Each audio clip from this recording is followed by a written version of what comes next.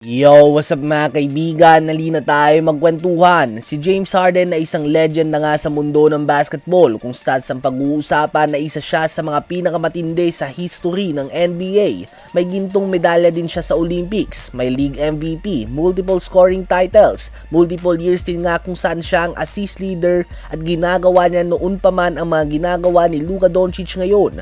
Ganun pa man andun nga yung branding sa kanya na hindi team player, mukhang pera at bad teammate. Likas na nga daw kay Harden ang humingi ng trade kapag mahirap na ang sitwasyon.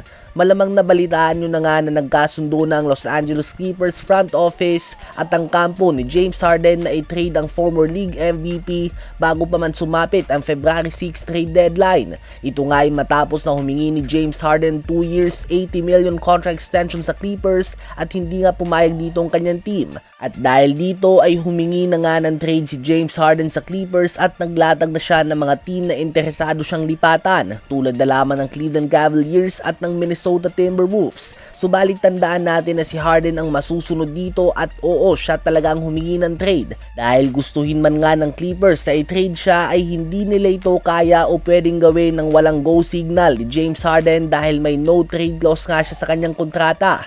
Subalit hindi lang nga pera ang dahilan dito kung bakit siya humingi ng trade dahil si James Harden ay may record nga na simula noong pumasok siya sa NBA hanggang ngayon ay hindi pa siya nakakapag-miss ng playoffs. Mahigit 15 sunod na season na nga siyang nakakapasok sa playoffs mga kaibigan.